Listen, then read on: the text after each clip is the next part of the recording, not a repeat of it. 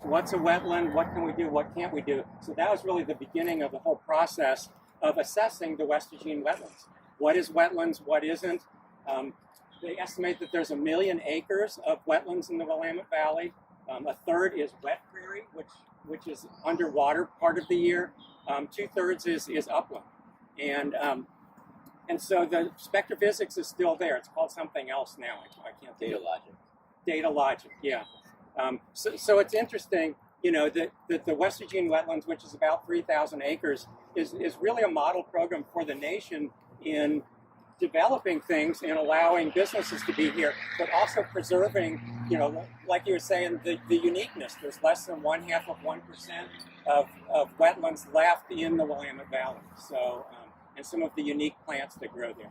So to a lot of people, this just looks like a weedy field, and they say, oh, well, this would make a great housing development. Maybe we need another Walmart here, but it's really unique. It doesn't look like much now, but you come out in the spring and there's just, some neat things, for months. And as a butterfly person, there's also another unique butterfly here, the great copper butterfly, that was rediscovered here.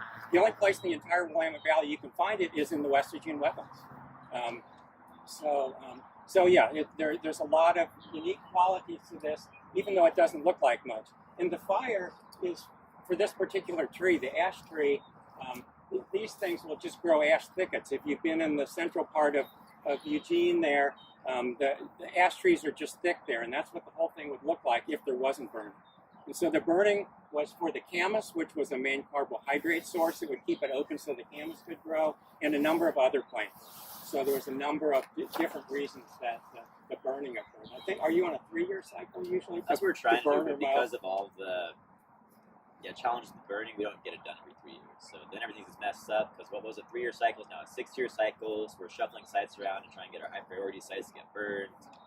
And you never know what's going to happen at the last minute or not, pretty much. So it's interesting when you talk about what is natural here, and what do we restore it to?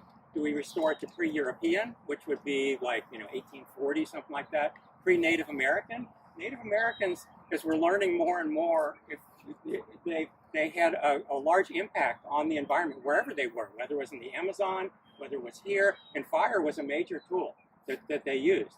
And so for thousands of years, this was regularly burned, and so the plants and animals adapted to a human cause, an anthropogenic kind of an environment. So here again, when you get to natural and restore, you can get a lot of contentiousness about what you want. We have to make those decisions.